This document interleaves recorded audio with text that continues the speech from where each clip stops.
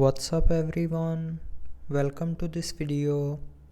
In this video I will show you how to fix screen won't turn on issue on your owner smartphone. So to fix this issue, try force restarting your phone. So to force restart, press and hold the power button for at least 20 to 30 seconds, and after that your phone will auto restart, and after restarting your issue will be fixed. But if it doesn't fix your issue, then open settings, scroll down and click on system and updates, and then click on reset.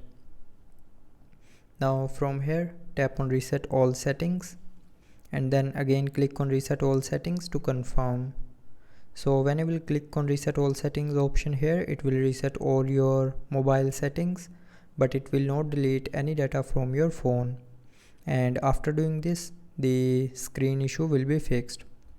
But if you are still facing the issue, then try updating your mobile software. So for that, open settings again, scroll down to the end and click on system and updates, and then click on software update.